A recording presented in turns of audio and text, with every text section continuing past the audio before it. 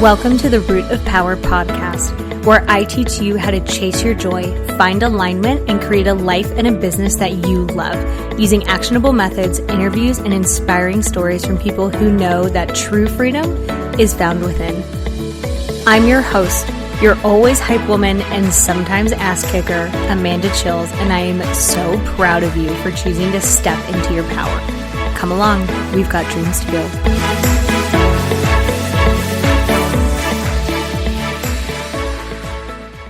Hello, Root of Power fam. We have got Donna Skoglund with us today, who is going to talk about something that I suspect I have never had anyone talk about.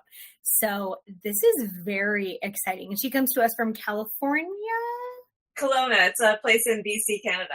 Kelowna. I lied. She comes to us from Canada today. So welcome. Hello. Hi. I'm so excited to be here. Thanks for having me. Dude, I am excited. Will you tell us who you are, what you do, and maybe like the most fun thing that you're doing right now?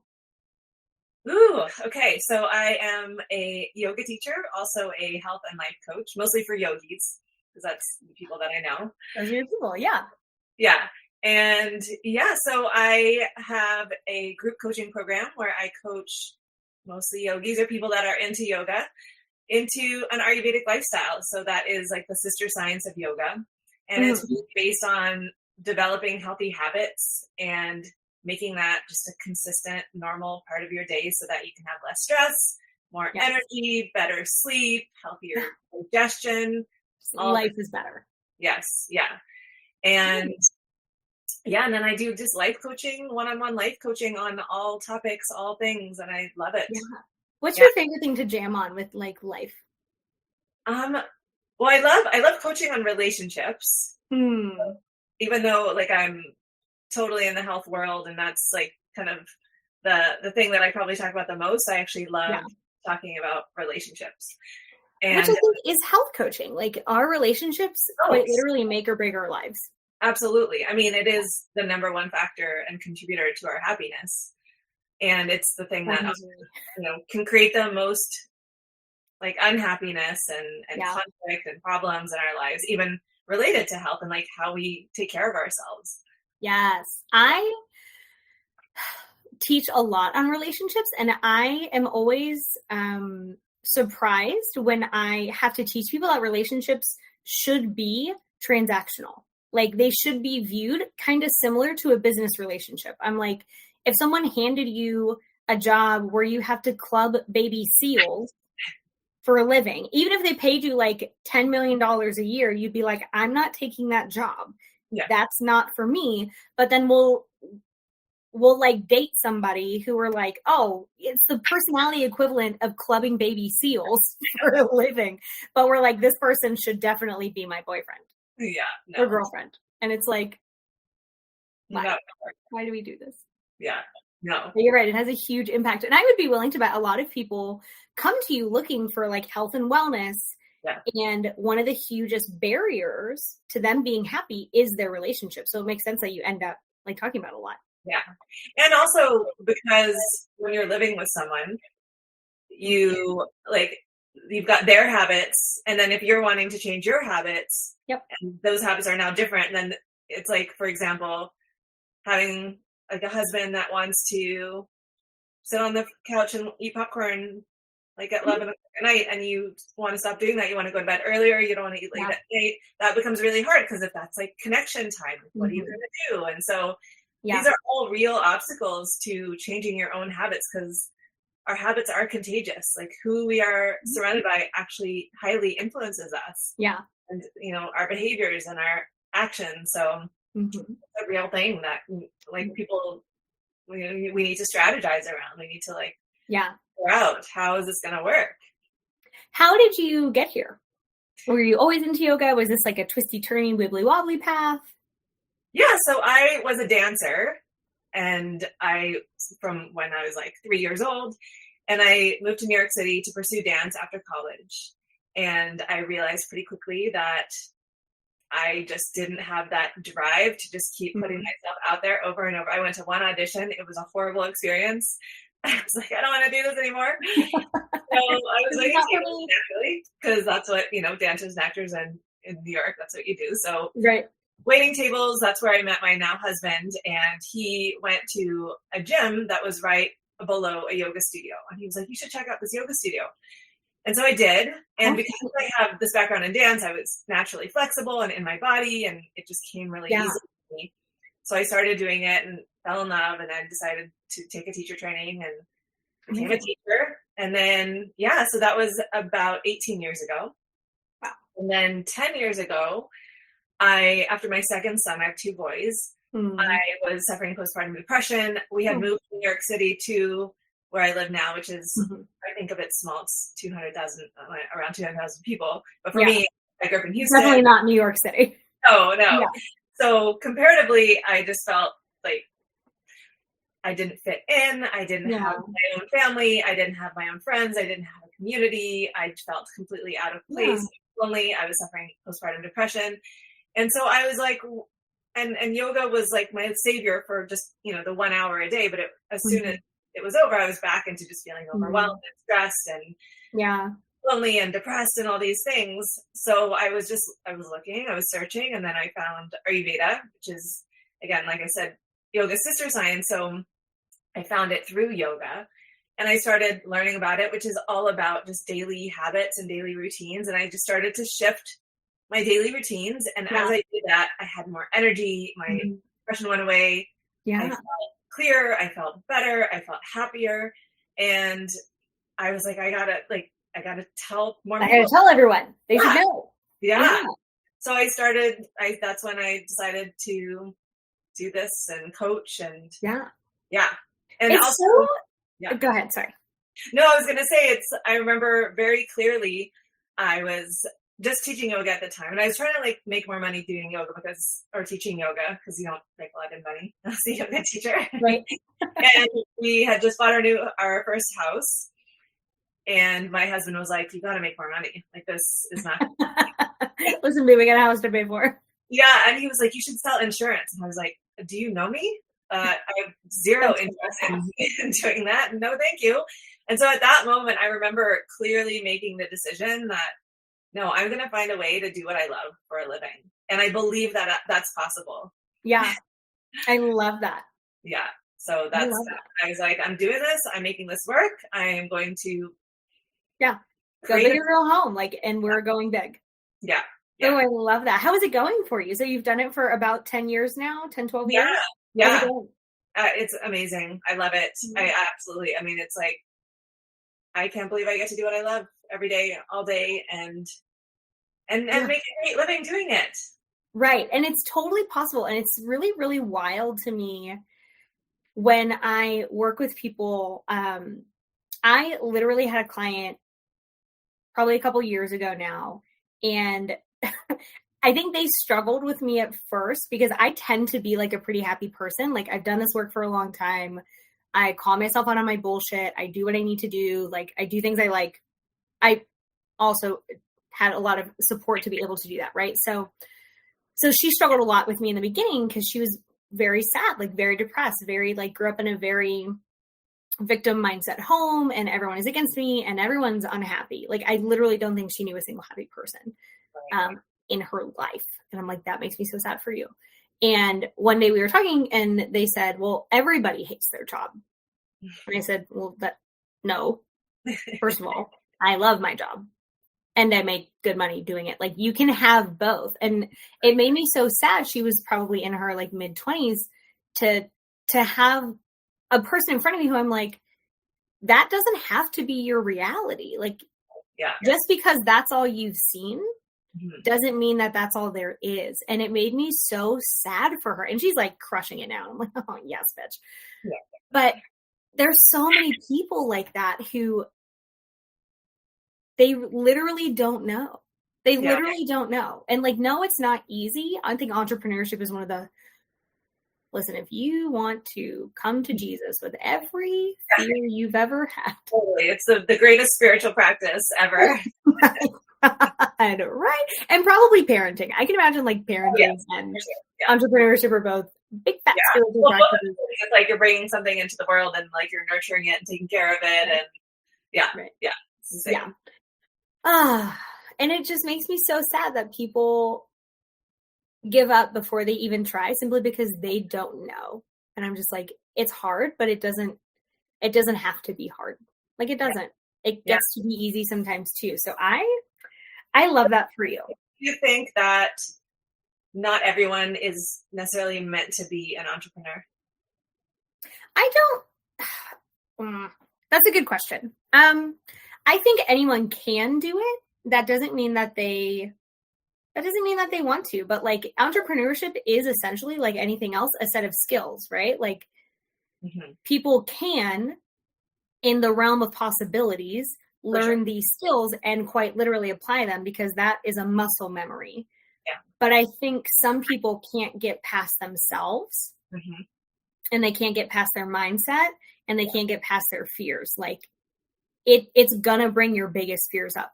Yep. That just happens. So like theoretically, yes. And kind of like healing, right? Or like, yeah, anyone can heal technically because it's a set of skills that you can practice and get better at.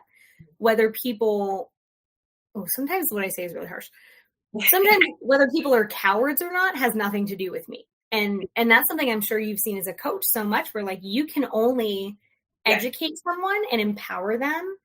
And if they leave the call and they're like, well, that was super great, but I'm not going to do any of those things, that has nothing to do with you. Yeah. It's heartbreaking, but. Yeah. I mean, you've got to want to do it and you've got to be. Like motivated. You can. Yeah. But will you? Totally. Exactly. I think a totally different question. Absolutely. I completely agree. Yeah. What is Ayurveda? Do I pronounce it right? Ayurveda. Close. Almost. Yeah. Ayurveda. Will you explain what it is? I've never had anyone come on and talk about it, but I find it fascinating. Yeah. So the word itself means like the science of life or the knowledge of life. And it is really, and I like to call it the art of living. And it's really, it's the oldest written healing science in history. So it's over 5,000 years old. And it comes from the reason why it's called Yoga Sister Science is it comes from the same ancient texts. And these are the same ancient texts that like Feng Shui comes out of and like even Chinese medicine and all these things. So it has really stood the test of time and it's all about, there's several things, like key things about it. One is that we're connected to nature and whatever is happening in nature is also happening on a micro level inside of us. So it's all about understanding like the cycles of nature and like how energy works in nature and how nature affects us. And then when we sync up with like essentially circadian rhythms, our body balances out. So it works better. We work the way we live the way that we're meant to in terms of like being in harmony with nature. So that's a lot of like where the lifestyle is like that is, determines when you want to wake up and when you want to go to bed and when is the best time of the day to eat your biggest meal and the best time to exercise and when's the best time to focus and work. And I love just having this kind of blueprint for how to have optimal energy, how to experience peak performance, how to just have your body function at its highest level. So it's really just understanding these like subtleties of like energy and how it influences different times of the day. So that's like one part of it. And it is all about getting to like the root cause of imbalance. It's not just addressing symptoms. It's like a preventative medicine of like, let's make sure the gut is healthy and that like, these basic rhythms are in place. And that often takes care of like 99% of all the problems. Yeah. And it is also very individualized. So it recognizes that we're all different and we're all unique, constitutions. And so what works for one person might not necessarily work for another. Right. So it's all about understanding your body, your patterns, your tendencies, what you do that takes you out of balance and exactly what you need to bring you back into balance. Yeah. It's just not a one size fits all approach. It recognizes that we all, are unique and it's about learning how to read your own body and be able to know exactly what you need. Yeah. To bring yourself. Versus someone who doesn't live in your body giving you a formula. Yeah, exactly. That's something that if I could kill something in the coaching industry, it would be that. Well, this exact blueprint worked for me, so it won't work for you. And it's like, That's exactly, it's the same thing. Because, yeah. And then you feel like if it didn't work for me, there must be something wrong with me. Right. Instead Versus, of this they is handed not, you the wrong plan. yeah. Yeah. Yeah. I 100% agree. It's like we have to just really find out what works best for each one of us. Right. And just have our own back. Yes. Yes. Okay. Yes. We love this conversation. I love that you talk about that. So one of the things that I have seen, so I had an office space when I first started the private practice for therapy and transitioned to the farm probably like after a year. And we exclusively do sessions out at the farm. We're like sitting under a tree. One of the therapists that works for me yesterday was like, it was raining caterpillars. And I was like, surprise therapy friends. I don't know what to tell you. So it's like, sometimes it rains caterpillars and there's bugs and the wind is blowing and we have this like really beautiful blue heron that lives on the property. Like, I want to befriend it. So one of these days that is my goal. But it's like, we have animals running around. I have a turkey pecking at their keys because all she does is cause ruckus all day long. And it's like, you're outside, your feet are on the ground, there's sunlight on you. And it's so different to watch people go through the journey that they go through outside. Like their nervous system literally shifts. Oh, yeah, for sure. I mean, being outside in nature on its own, like you didn't even do anything else. Yep. So to combine those two, I love that. That's great. Have you seen the study where it says I think it was done on Americans, where it says we spend like 96% of our day inside. So we're only spending 1 hour a day outside. I've not heard that, but Isn't that crazy? I totally believe it. Yeah. Makes sense. And then we wonder why we're so frazzled all the time. And it's like, you're a frayed nerve, not only from all this stress, because you're probably out of sync with your systems. You're not sleeping well. You're eating crappy food. Your job is too stressful. Your relationships are probably stressful. Yeah. But you spend all of your time in a box disconnected from like life. Yeah. And just so overstimulated, I think. It's all the time. We're always on screens and some sort of screen. So that's just so stimulating for our nervous system. Yeah. And you're right. Like the moment we can just get out in nature, it's like our nervous system calms down and we feel more grounded. And yeah, literally. Like I tell people, I did a training at the fire department the other day and they thought I was some woo-woo hippie, but I was like, listen, try it and then respect the woo. Yeah. And I told them after they run a really bad call to take their shoes off and then get back to the station, put their feet on the ground. Yeah. And I'm like, it will reorganize for you. And they were like, bah, bah, bah. And I was like, just do it. Just try it. You're welcome. So I hope they do it because I'm going to bother them if they don't. Yeah. Yeah. So what are some of the transformations that you've seen like in incorporating this work with people? Oh my gosh. I mean, it's just the power of simple shifts, like when you eat dinner or when you go to bed. I've had people like get off anti-anxiety meds and antidepressants. I've had people, completely eliminate all like menopause symptoms. I've had people lose like 30 pounds in 3 months, like without even changing their diet. So yeah, I mean, that's wild. And that's the thing. It's like these like universal principles of like how to live. Yeah. Well, based on you, like affect you in so many different ways, depending on what your issue is or what the problem is or what symptoms you're experiencing. But literally it's like things just resolve themselves when you kind of sync up with these rhythms of nature. Yeah.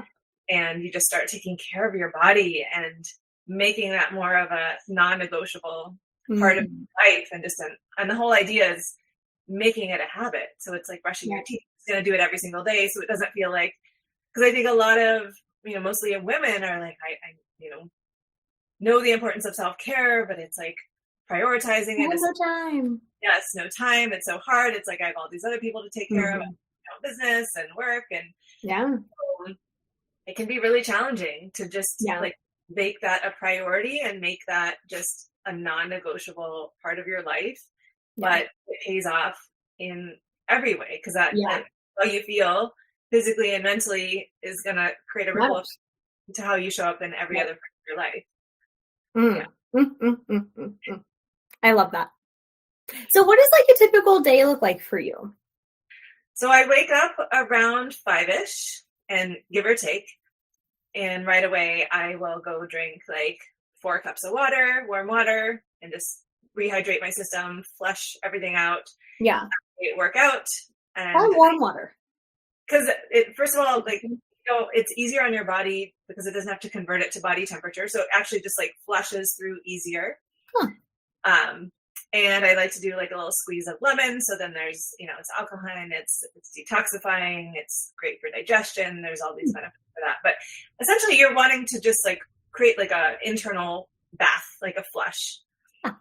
And it helps with elimination and also helps with digestion and just rehydrating everything. Here's a good way that I like to describe it. Why warm or why hot? If you had like a dry piece of leather and you put cold water on it, the water would just like roll off. But when it's warm, it actually absorbs into the leather better. Like it actually absorbs in versus like rolling off. I've never tested that, but that makes sense. Yeah. As I drink cold water. Yeah. And in Ayurveda, the cold water, it's because the whole idea in Ayurveda is like you really want to take care of your digestive, we call it like the digestive fire. And the health of your digestion is the foundation of your health in general. So you want to really like take care of your gut health and do everything that helps you keep it nice and balanced and warm and burning hot so that you can fully break down your food. So when you're having some like cold water, it's said it like kind of puts out the digestive fire. So it's like creating more, it's like more taxing, harder for your body to digest. Fascinating. Yeah. I may be switching my water after this. Yeah, try it. And at least room temperature. I mean, sometimes moving to warm is like, if you're used to drinking cold, that can be like a pretty big switch. But even just room temperature is better than like cold. Okay, so you wake up with your warm water and lemon, and then what? Yeah, and then I work out, and that is, I vary that up. Sometimes it's yoga, sometimes it's weights, sometimes it's rebounding, sometimes it's some sort of like funky mobility practice. But every day it's something, and sometimes it's like foam rolling or just stretching. And then I meditate for about 10 minutes. And then I come upstairs and I make my bulletproof coffee, which isn't necessarily Ayurvedic, but I love it. It doesn't all have to be Ayurvedic. We can just do things like, I'm not a purist. I would say definitely not. I've like created my own little version of it where I'm combining from different places. Well, that's the personalization, right? Yeah, exactly. And then I just do some journaling and just kind of looking at my day or just getting organized. And then at that point, I get ready. We just installed a steam shower, which is the best thing ever. Like a sauna? But steam. So a sauna is usually dry, but like a steam sauna or whatever. So it's like completely enclosed, and there's like the jets that release the steam. Right. I'm in there, and I do like an oil massage, which is an Ayurvedic practice, and it's just that's one of the Ayurvedic practices that has so many benefits. That really does help calm your nervous system. It's also really detoxifying because it moves your lymph. It feeds your skin. It's great for your immune system, stress, sleep. I mean, all the things. So I love, that's just like a really beautiful self-care practice to do. And then, I get ready, and then I've got my 2 kids that I have to take care of, and then I get to work. So it's, I am, home most of the day, and I do have dogs. I walk my dog. I get out. We have like woods just steps outside of our door. So it's so nice to just be able to walk outside and be in nature and get that every single day. Ooh, that sounds so like luxurious and lovely. Like, and it your life should be luxurious and lovely. Like, I'm a huge fan of just creating morning routines that feel like mini like yoga retreats. And evening routines that feel like mini like spa nights, and just luxuriating in that. And it can be like like I said, it can be a real stretch for us as women to do that. Like, who am I to, Oh yeah, forget about even adding in the guilt. Just like, I don't have the time. And it's like, well, you could wake up 15 minutes earlier. Yeah. I always tell people, like, okay, open your phone, look at your screen time, tell me how many hours are on there, and now tell me you don't have time. And then they're like, damn it.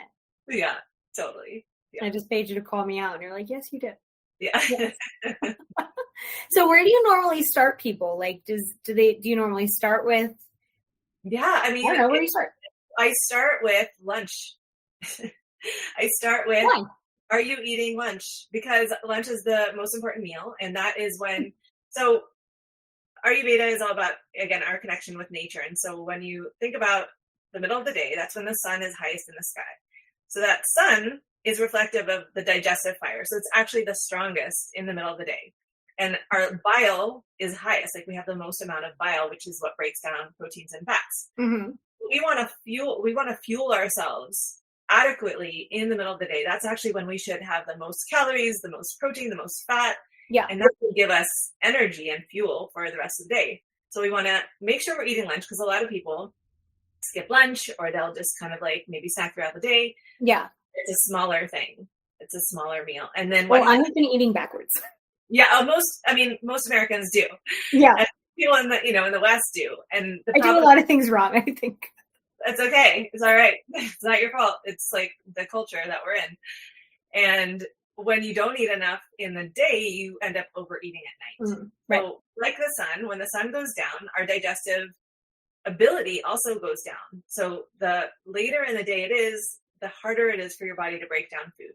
So what happens is the byproduct of undigested food, in Ayurveda there's a word called ama, which just literally means like uncooked residue and like toxins. And that is what creates all the problems. Like all the symptoms that you experience are a result of this like undigested, like uncooked food.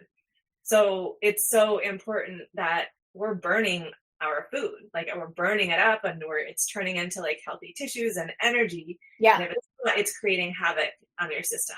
It's what's making you tired and groggy and just inflamed and all the things. So that's the first thing. It's like, eat lunch, eat a big enough lunch, eat enough lunch so that it sustains you until dinner time, and then have dinner be a little bit more on the earlier side, so that you're not eating late into the night, so that you're not putting extra stress on your digestive system. And then that creates a ripple effect of, you're going to sleep better, you're going to wake up better naturally, you're going to feel lighter and brighter and clear when you wake up, and then you'll have time in the morning to do your morning routine. Yeah. So it's this, domino effect of this first habit. Yeah. How it affects the rest of your habits. I expected you to say you start with people drinking enough water. No. Yeah. I mean, that's a really important one. But I find lunch is like where people mostly need, I mean, when people come to me, it's like you said, it's like most people are doing it backwards. Yeah. They're either skipping lunch, they're working through lunch, or they're just like having a snack here and there, or they're eating like a really big dinner or really late dinner, or they're snacking late at night. So like all those things, it's like kind of all tied together. How fascinating. Yeah. But like even just, moving dinner earlier and not eating late at night, that in and of itself will make a huge difference. But I find in order to do that, you need to have lunch, or else you're very hungry at the end of the day. So it's just important. So you have found the first domino to be lunch.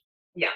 How long do people, how long does it typically like take someone to go from like, hey, we're starting this process, to like firing you essentially? How long is that normal? To hiring me, or to to like go through this process. So like, like change all their habits. Yes. Sorry. I mean, it really worded it weird. Yeah, that's okay. Because everyone's coming at a different place. Like some people are already doing a lot of the things, and they just have like a few tweaks. Some people are doing nothing, and they have a lot of changes to make. Yeah. And it also, I think that the biggest thing that makes a difference is how much, and kind of what you said, it's like how much resistance you have to doing the thing. Yeah. Like if you're like, I don't want to go to bed early, like you could suffer. You could struggle with that for like 2 years and not change that habit. And so it could take you 2 years to kind of get around to like being ready to make that change, or longer, Or it could be like, no problem, I'm ready. Like I want the results of, what this can do for me. And no resistance. And then changes happen so quickly. Yeah. So a lot of what I teach is the mental side of creating changes, because this is like the missing piece. Most people are like, what should I do? Tell me what to do. Right. But they don't address what's going to determine if they actually follow the plan or not. Right. And this is even like for business. I went through this recently with myself. It's like, we always think, okay, what's the action plan? That's like the first thing your mind goes. But then I was doing this recently, and I was noticing I was resisting things on my action plan. I was that I need to look at this, like, what's happening here? Yeah. Why am I what am I feeling when I think about doing these things? Why am I feeling that way? And just like really like removing the layers of resistance and the things that are getting in the way of actually following through with what most of us know what to do. And that's not the problem. Right. It's not always a knowledge gap. No, it's a mindset gap for sure. And so I find too, a lot of people are worried about who they'll become when they leave this person. So they're like, I've been this person I spent my whole life getting to this person. I've been this person. Everyone knows me at this person. What is my partner going to think? Are people going to think I'm weird? Yeah. Who am I at the end of this? And that can be so scary. Totally. And I think, and I like to talk about it like this. It's like, you're uncomfortable now. Like right now you're unhappy and uncomfortable. But then when you think about changing, that feels also really uncomfortable. So it's going to be uncomfortable either way. It's just like this new way is uncertain and you don't know what that looks like. And there's that like you just said, it's like, I don't know what's going to happen when I become this version. Yeah. And that's like the thing that stops people because of all that uncertainty. And our brain loves certainty. Our brain loves to like feel like we know what's going to happen and we know it's going to work. And that's like courage is like, being able to have the courage to the most important. Yeah. Move into the unknown and into like being willing to just question all your fears around why, what are you afraid of that you think is going to happen? Yeah. Who you think you're going to become, and just see that they're all just usually they have no validity. Right. And they're not even likely, right? We're like, oh, everyone will leave me. And it's like, what? Yeah. And then I always say, it's like, okay, but if you think that's going to happen, I would just question the quality of those relationships in the first place. Not every loss is a loss. Right. And maybe if they're not going to come with you, then you don't need them anyway. Good. Yeah. I tell people like they always have a right to suffer, but I never recommend it. Yes. Like, you can do that. We can work on acceptance. Yeah. You'll change eventually, but like, why? Yeah. It doesn't have to suck. It doesn't have to suck. Totally. It can be easy and fun. Yeah. It can be so fun when people get it right, and it doesn't have to be so hard. Yeah, so a big part of it is like definitely addressing the mindset and for sure thoughts and feelings that are going to determine what they do or don't do. Because that's the big resistance, right? Like we only grow so much. We can't leap the Grand Canyon in growth. We have to walk across. But every single step we take, we have to choose to keep going. And that's another thing we have to process. Like, and I find too, so I talk a lot with clients about growth being a spiral staircase. So just because you work through an emotion once doesn't mean that it's never going to come back around. Yes. So they're like, I started at the beginning, or I backslid, or people think they took one step forward, took two steps backwards. And I'm like, you never go backwards. You just happen to be on the south side again. And the south side feels like a swamp, but you're always another floor up. Right. Totally. And things are cyclical. And I'm sure that Ayurveda. I'm sure that, I don't know, maybe if that's a teaching in that practice where like things are cyclical, you can only heal something so much as well. So we'll go through the first stage, we'll go through the second stage, and emotions are the same way, and growth is the same way. Is that a practice in it? Yeah. And I think the brain loves to recycle old thoughts, and we literally have like patterns, neural pathways in our brain that our brain just loves to default to. So just because, you create a new thought or decide to like do something differently doesn't mean your brain isn't going to default to that same old way of thinking, right. which is going to create that same emotion that then you have to process again. So absolutely. And this is why I teach like micro tiny shifts, because then you get the brain can kind of catch up with the changes. Yeah. So it's like, I really have to hold people back, because I think we're used to this all or nothing, where it's like people want to overhaul their whole lives and change overnight. Yeah. And so that's sustainable for like 3 days or maybe 3 weeks if you're lucky. And then you just revert back to the old way, and nothing actually ever changes. And the number one thing that people struggle with is consistency. Yep. So it's like when you can allow it to be a little bit slower and just small changes one at a time. Yeah. Then you can allow your identity to catch up. I love that. Just establishing the new habit, even if it's teeny tiny, even if it's like 7 minutes of movement in the morning. Yeah. You don't need an hour-long workout, just 7 minutes. You start to become someone that exercises in the morning. And then once you see yourself that way and you see yourself as a morning person, then your behaviors start to reflect that. Right. And then you can expand on that tiny habit. But it's first like just creating that bookmark in your day of like, this is what I do at this time. Yeah. And let it be okay with it being small, because it's like we just want to jump. We want it to be big. Yeah, totally. And I'm so impatient. It's like a big practice for me of like learning to, slow down and let that be okay and have patience. I think we forget too that like growth compounds. So that 1% becomes 2, becomes 4, but you can't. Right. You can't start at 100. You're so right. And people get gung-ho, right? Especially if you're like, working with someone you like, and then there's like, they want to impress you. And it's like, I need you to chill, like trust the process. Yeah. I remember my first business coach, I don't know, 6 years, 5 years, I don't remember. But I remember me setting goal, like we had like 8 sessions. And, in the beginning, she was like, let's set some kind of like, what does success look? What would it look like for you? And only at the end, and I'm kind of like, am I mad at her for this or not? But she like wrote down all the things I said. Yeah. But then at the end, it was like just ridiculous to achieve in that amount of time. And she was like, yeah, when you said all that, I was like, this doesn't really feel that realistic. Yeah. But she didn't want to, and I get it. Like she didn't want to be like, that's not realistic, and like kind of hold me down. Yeah. But like I had all these, and I still do this. I get into like unrealistic expectations, and then feel disappointed, and then like Well, what's the phrase? Like we underestimate what we can. We overestimate what we can do in a month, but underestimate what we can do in 10 years. Yes. And I think that's so true. Like, and I'll do the same thing with my to-do list for the day. Like, yeah, me too.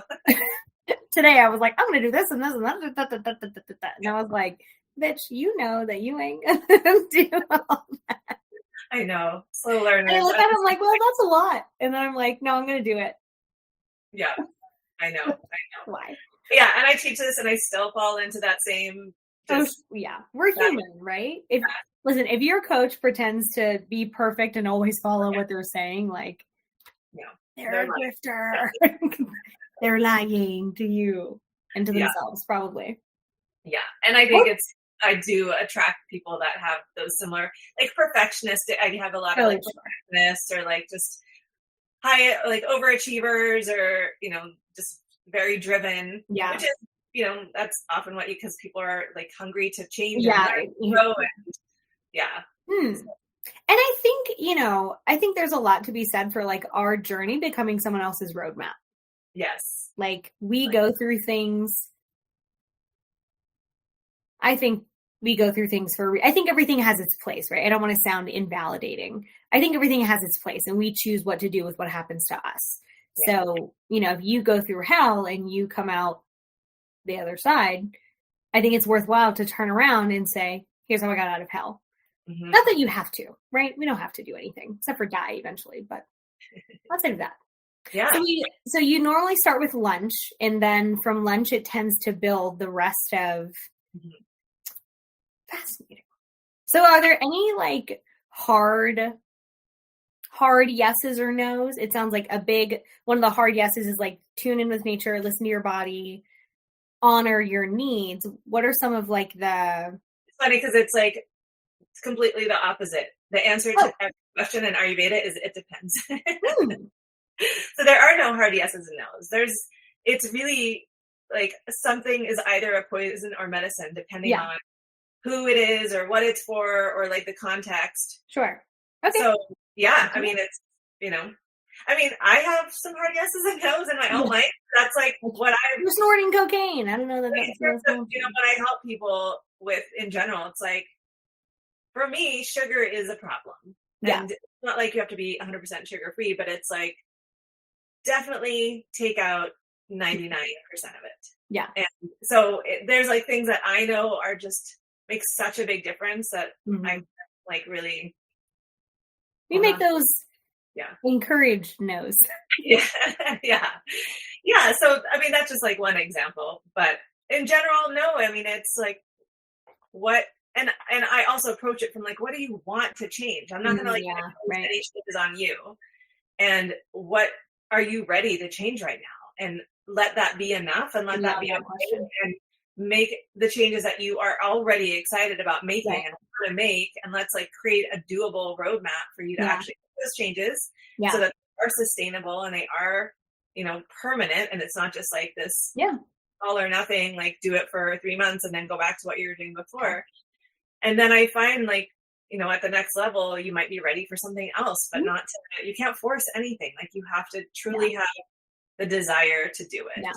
And you can for a short time, but like the energy that it takes is just so exhausting. And then people wonder why they're burned out all the time. And it's like, hello. Yeah.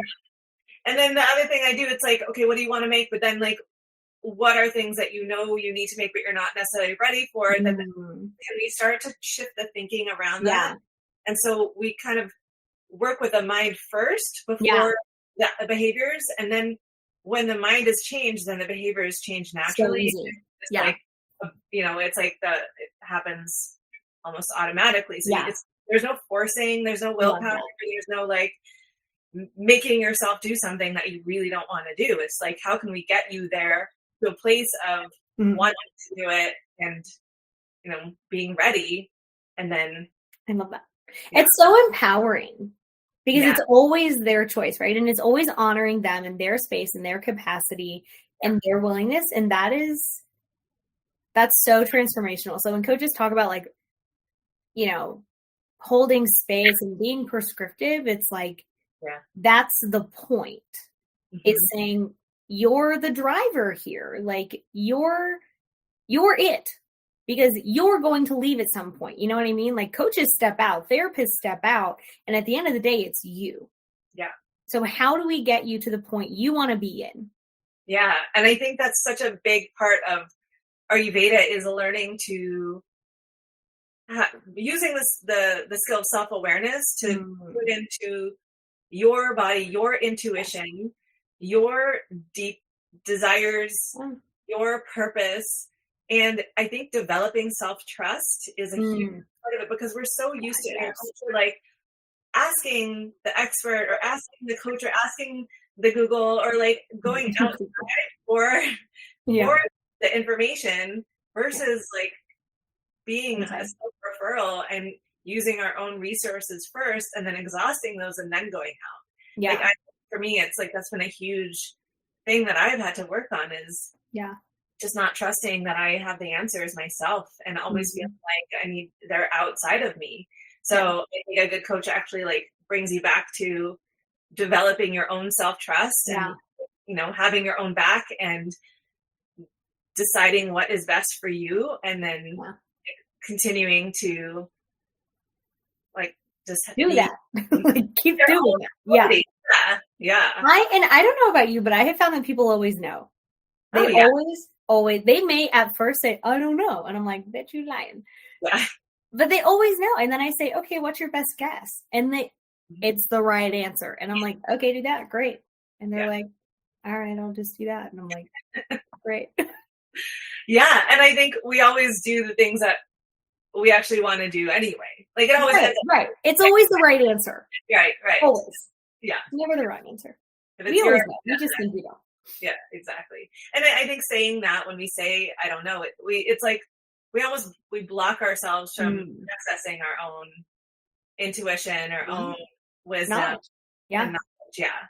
So even I love that. Like I do the same thing. It's like I don't allow them to say I don't know. It's like if you did know, what would it be? I say, what's your best guess? And then they're like, damn it. And I'm like, love you. Answer the question.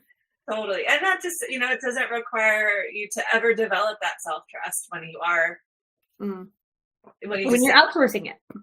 Yeah. Exactly. For sure. How do people find you if they're like, we love this chick, 100? Yeah, my name just everywhere. I have a website with just my name, Donna Skoglund. I'm on Instagram, Donna Skoglund, Facebook.